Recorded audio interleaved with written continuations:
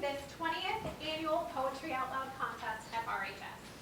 We have a fine group of poetry bulldogs who are excited to share with you their performances of the poems they have chosen and prepared. So I will make these introductory remarks as brief as possible. First, I would like to thank RHS English teacher Kristen Walsh, who will be assisting as the role of prompter tonight. I would also like to thank English teacher Amanda McDonough for assisting as our accuracy judge. Scoring the quality of the performances tonight will be three distinguished visitors. Carol Cahill is a lifelong Bulldog and RHS graduate. During her time as a student, she was a WRPS DJ and active participant in the drama program.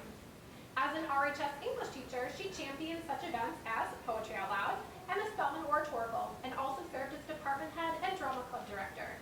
In her retirement, Carol is pursuing a career in the voiceover industry. Danny Bolton is a local actor and director who also teaches at a number of venues, including Wellesley College, Wheelock Family Theater, North Shore Music Theater, and Company Theater. Danny has also appeared at the Rockland Holiday Stroll, singing carols at the Rockland Memorial Library. Michael Hammond is the managing director and director of development for the Company Theater of Norwell. Michael is a performer, choreographer, director, and writer. Michael co-wrote Paragon Park the Musical for the Company Theater, Moss Hart Award-winning Best Musical, co-written by Michael and Zoe Bradford. I would also like to take a moment to thank English teacher Sean Carney for his attendance tonight. And as always, a huge thank you to WRPS for assisting with setup and recording. Finally, it is my privilege to introduce the contestants. They will be competing in the order that I call their names. Corinne Medford, Regan Glennon, Kay Mead, Nicole Cedrone, Kat Maynard de Silva. As many of you know, I am Kendra Donovan of the RHS English Department, and I will be your host this evening.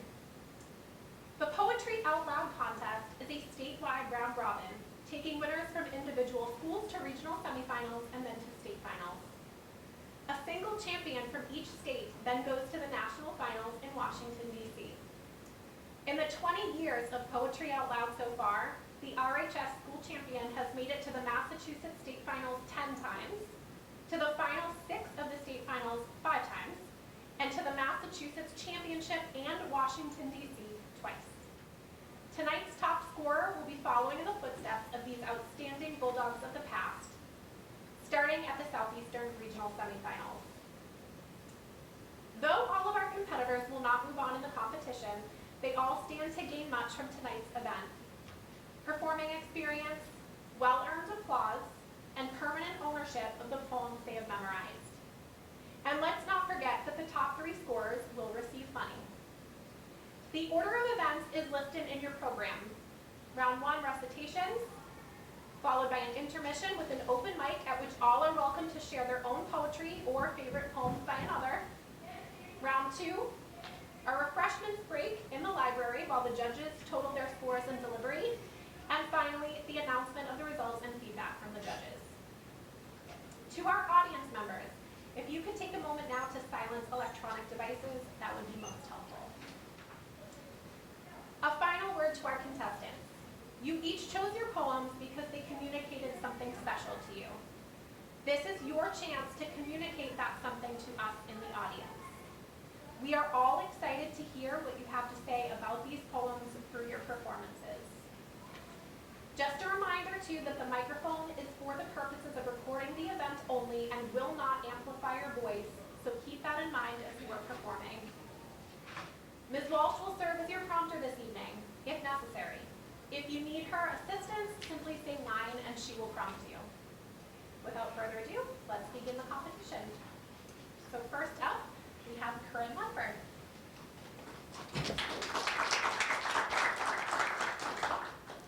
The world is about to end and my grandparents are in love by Kara Jackson. Still, living like they orbit one another, my grandfather, the planet, and grandma, his moon assigned by some gravitational pull. They have loved long enough for a working man to retire. Grandma says she's not tired. She wears her husband like a coat that survives every season, talks about him the way my parents talk about vinyl, the subject salvaged by the tenth of their tongues. Grandma returns to her love like a hymn, marks it with a color. When the world ends, will it suck the earth of all its love? Will I go taking somebody's hand? my skin becoming their skin. The digital age is taking away our winters, and I'm afraid the sun is my soulmate. That waste waits for a wet kiss, carbon calls me pretty, and I think death is a good first date. I hope when the world ends it leaves them be, spares Grandpa and his game, Grandma spitting corn into weight, the two of them reeling into Western theme songs, the TV louder than whatever's coming.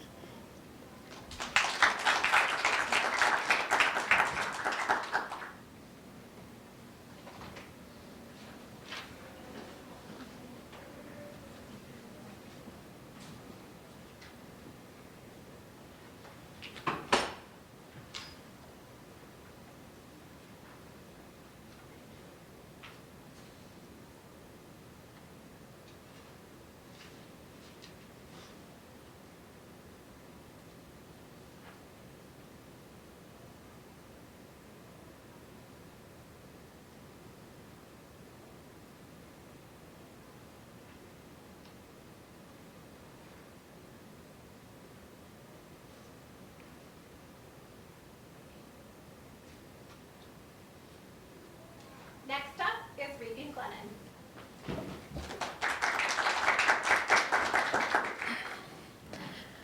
Suppose by Phoebe Cary. Suppose, my little lady, your doll should break her head. Could you make it whole by crying till your eyes and nose are red? And wouldn't it be pleasanter to treat it as a joke and say you're glad 'twas Dolly's and not your head that broke? Suppose you're dressed for walking and the rain comes pouring down. Will it clear off any sooner because you scold and frown? And wouldn't it be nicer for you to smile than pout, and so make sunshine in the house when there is none without? Suppose your task, my little man, is very hard to get. Will it make it any easier for you to sit and fret? And wouldn't it be wiser than waiting like a dunce to go to work in earnest and learn the thing at once? Suppose some boys have a horse and some a coach and pair. Will it tire you less while walking to say it isn't fair? And wouldn't it be nobler to keep your temper sweet, and in your heart be thankful you can walk upon your feet? And suppose the world don't please you, nor the way some people do. Do you think the whole creation will be altered just for you? And isn't it, my boy or girl, the wisest, bravest plan, whatever comes or doesn't come, to do the best you can?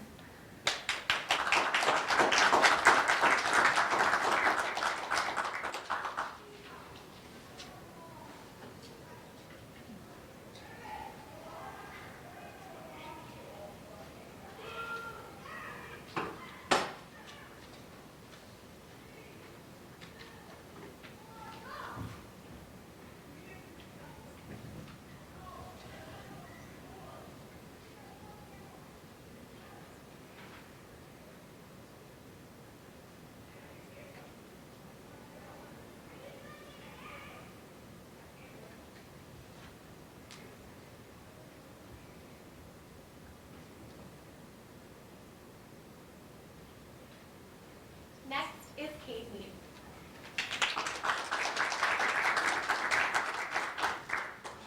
A Birthday by Christina Rossetti. My heart is like a singing bird whose nest is in a watered shoot. My heart is like an apple tree whose boughs are bent with thick set fruit. My heart is like a rainbow shell that paddles in a halcyon sea. My heart is gladder than all of these because my love is come to me.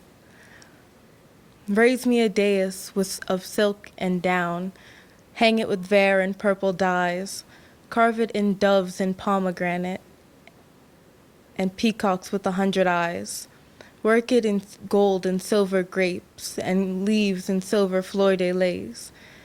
Because the birthday of my life is come, my love is come to me.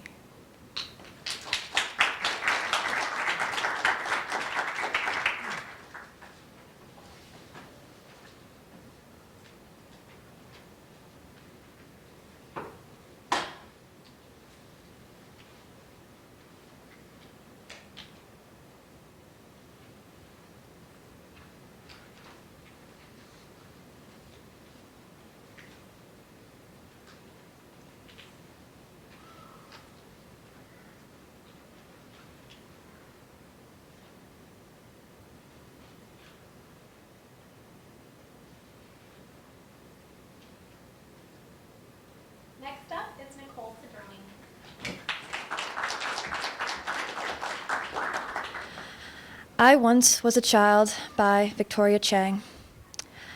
I once was a child, am a child, am someone's child, not my mother's, not my father's. The boss gave us special treatment for something special, a lollipop or a sticker glitter from the toy box. The better we did, the better the plastic prize. Made in China. 1 year, everyone got a spinning top. 1 year, everyone got a tap on their shoulders. 1 year, everyone was fired. Everyone fired but me. 1 year, we all lost our words. 1 year, my father lost his words to a stroke of bad luck, struck his words. He used to be so wordly. His words fired him, let him go without notice. Can they do that? Can she do that? Yes, she can. In this land, she can. Once we sang songs around a piano. This land is your land. This land is my land. In this land, someone always owns the land. In this land, someone who owns the land, owns the buildings on the land, owns the people in the buildings, unless an earthquake sucks the land in like a long noodle.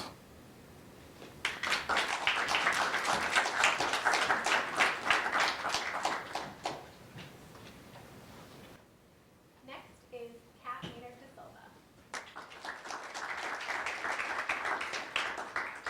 The Greatest Grandeur by Patty Ann Rogers. Some say it's in the reptilian dance of the purple-tongued sand goanna, for there the magnificent translation of tenacity into bone and grace occurs. And some declare it to be an expansive desert, solid rust, orange rock, like dusk captured on earth and stone, simply for the perfect contrast it provides to the blue-gray ridge of rain in the distant hills. Some claim the harmonics of shifting electron rings to be most rare, and some the complex motion of 7 sandpipers bisecting the arcs and pitches of come and retreat over the mounting hayfield. Others, for grandeur, choose the terror of lightning peals on prairies, or the tall, collapsing cathedrals of stormy seas, because there they feel dwarfed and appropriately helpless. Others select the serenity of that ceiling cellar of stars they see at night on placid lakes, because there they feel assured and universally magnanimous. But it is a dark emptiness contained in every next moment that seems to me the most singularly glorious gift.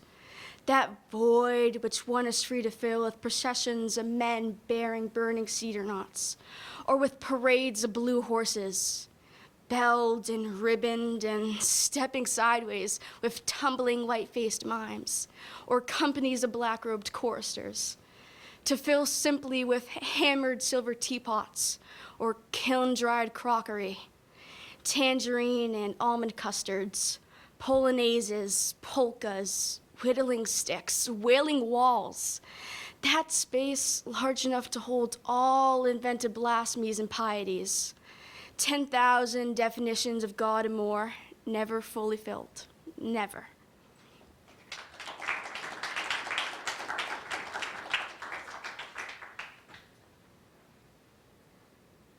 So now we're going to take a brief intermission.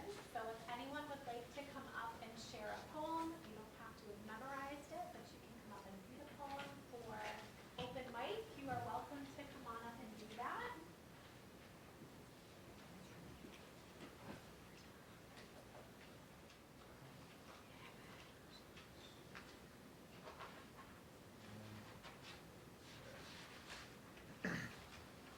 An Author's Prayer by Ela Kaminsky. If I speak for the dead, I must leave this animal of my body. I must write the same poem over and over, for an empty page is the white flag of surrender. If I speak for them, I must walk on the edge of myself. I must live as a blind man who runs through rooms without touching furniture. Yes, I live. I can cross the street asking, what year is it? I dance in my sleep and laugh in front of the mirror. Even sleep is a prayer, O Lord. I praise your madness in a language not mine. Speak of music that wakes us, music in which we move. For whatever I say is a kind of petition. In the darkest days, I must praise.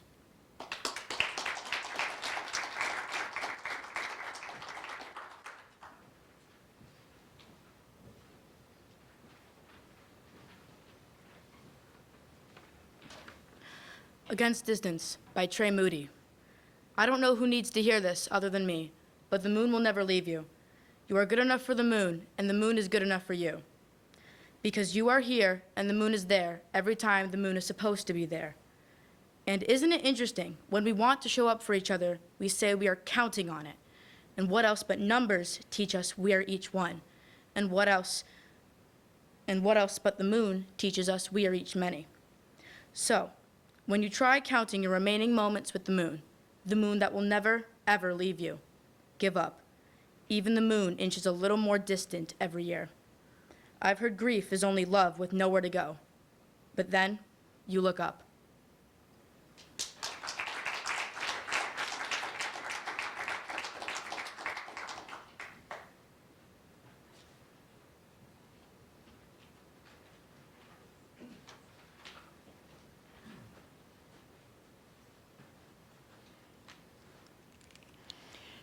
I have three kind of little short ones for you tonight, so I hope that's okay.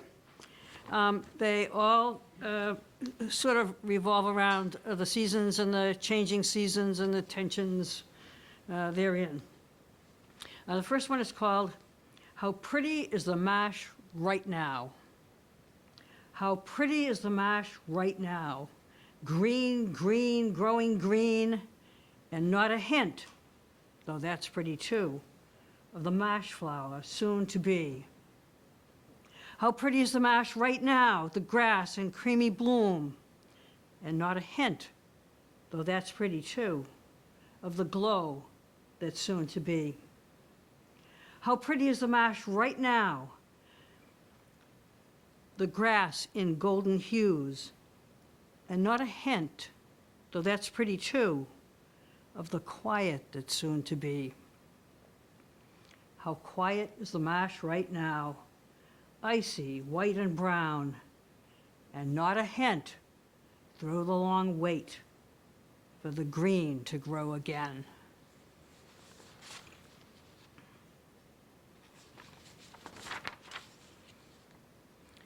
This one's called Garage Lights. Don't take the Christmas lights down.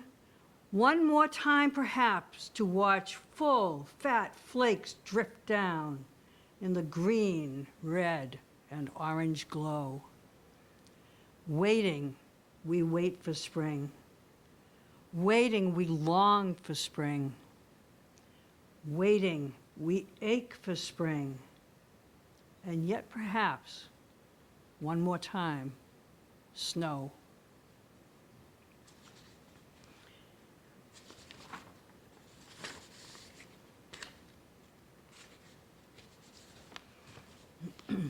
And this one's just kind of fun. It's called Peepers Come. By February time, I dare to think of spring. And when that warm night comes, to the vernal pool I go. Pweep, pweep, pweep. Night after night they pweep. Every moment they pweep. In growing chorus, pweep, pweep, pweep. Then in screaming spring, in one continuous pweep, till life is short again, and the pool becoming land. Pweep, pweep, pweep. Thank you.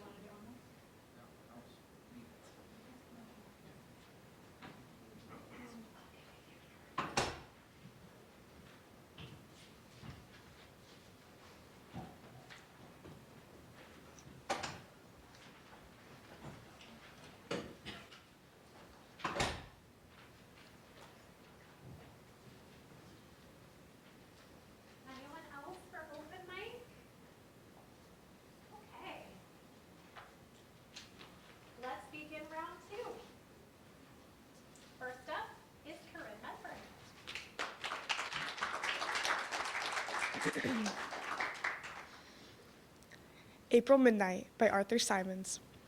Side by side through the streets at midnight, roaming together through the tumultuous night of London in the miraculous April weather. Roaming together under the gaslight, day's work over, how the spring calls to us here in the city, calls to the heart from the heart of a lover. Cool the wind blows, fresh in our faces, cleansing, entrancing. After the heat and the fumes and the footlights, where you watch and I watch your dancing.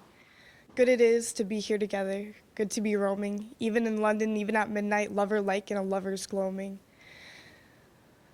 You the dancer, and I the dreamer, children together, wandering lost in the night of London, in the miraculous April weather.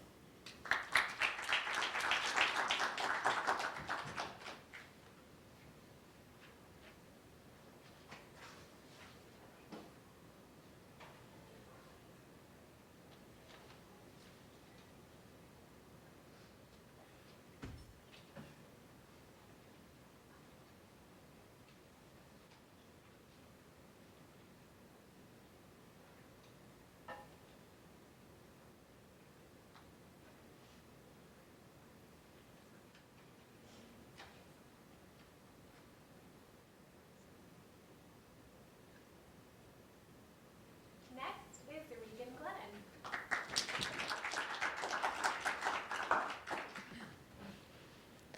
What Horror to Awake at Night by Laureen Nidecker.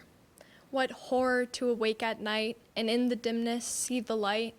Time is white, mosquitoes bite. I've spent my life on nothing. The thought that stings, how are you? Nothing. Sitting around with something's wife. Buzz and burn is all I learn. I've spent my life on nothing. I'm pillowed and padded, pale and puffing, lifting household stuffing. Carpets, dishes, benches, fishes. I've spent my life in nothing.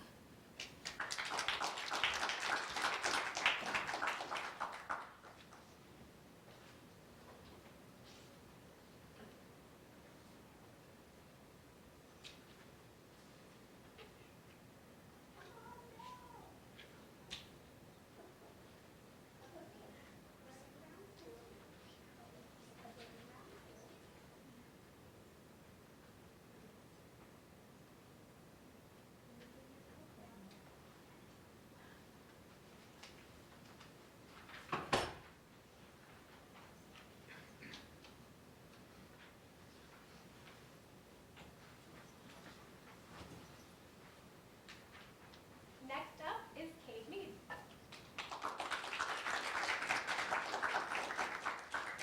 Candles by Carl Dennis. If on your grandmother's birthday you burn a candle to honor her memory, you might think of burning an extra to honor the memory of someone who never met her.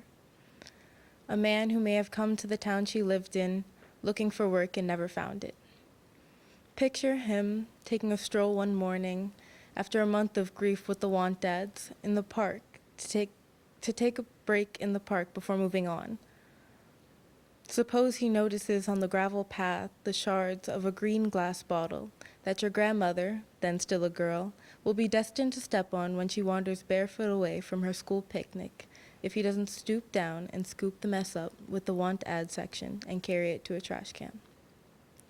For you to burn a candle for him, you needn't suppose the cut would be a deep one, just deep enough to keep her at home the night of the hayride when she meets Helen, who's soon to become her dearest friend, whose brother George, 30 years later, helped your grandfather with a loan so his shoe store doesn't go under in the Great Depression.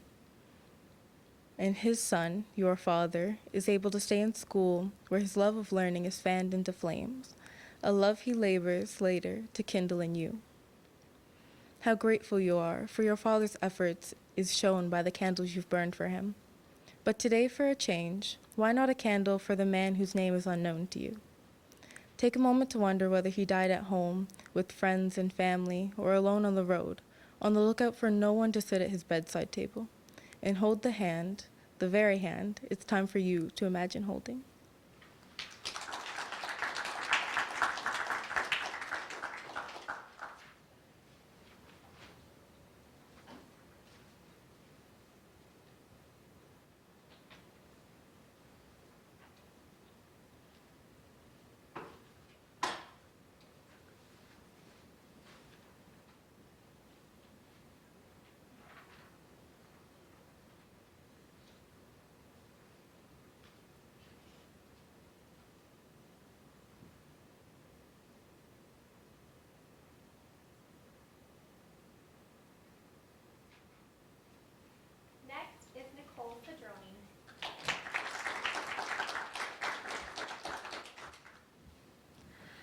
Lover's Infiniteness by John Donne. If yet I have not all thy love, dear, I shall never have it all. I cannot breathe one other sigh to move, nor can entreat one other tear to fall. And all my treasure, which should purchase thee, sighs, tears, and oaths in letters, I have spent.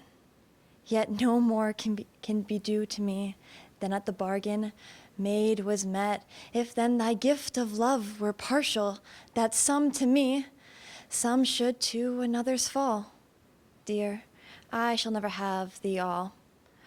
Or if then thou gavest me all was but all, which thou hadn't then.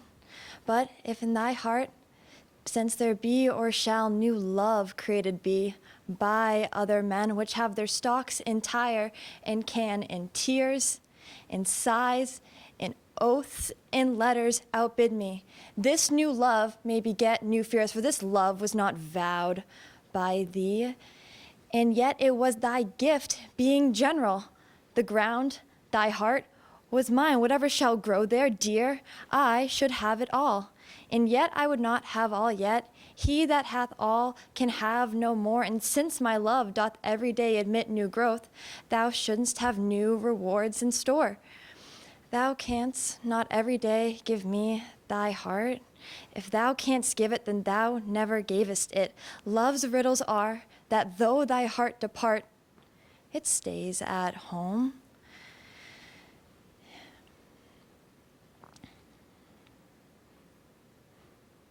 And though with losing savest it, but we will have a way more liberal than changing hearts to join them, so we shall be one, and one another's all.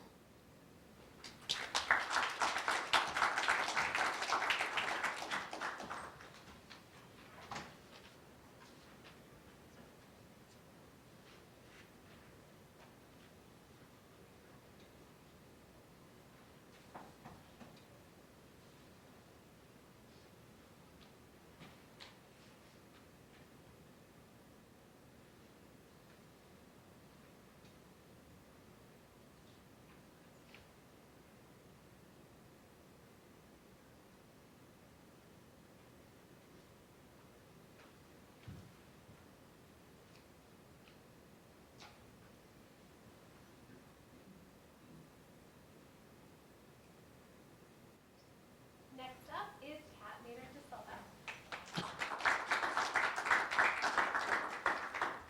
Invictus by William Ernest Henley. Out of the night that covers me, black as the pit from pole to pole, I thank whatever gods may be for my unconquerable soul. In the fell clutch of circumstance, I have not winced nor cried aloud. Under the bludgeonings of chance, my head is bloody but unbowed. Beyond this place of wrath and tears looms but the horrors of the shade. And yet the menace of the years finds and shall find me unafraid. It matters not how straight the gate, how charged the punishments of the scroll. I am the master of my fate. I am the conqueror. I am the captain of my soul.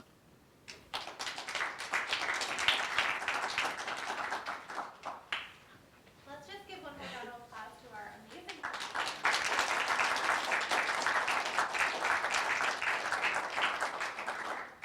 The judges will now deliberate. So we are ready to announce our winners. If we could just one more time give a round of applause for our contestants.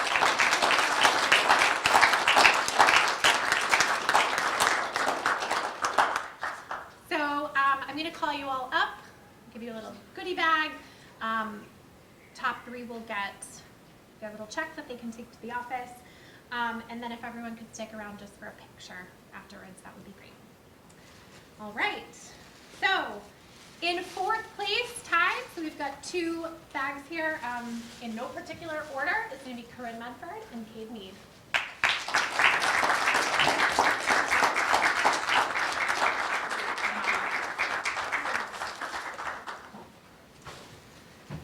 In third place, and taking home $25, is Regan Glennon.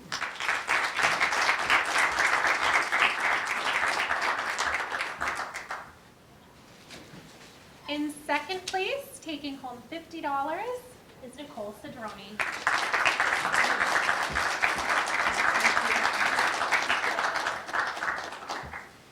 And in first place, taking home $100, is Kat Maynard DeSilva.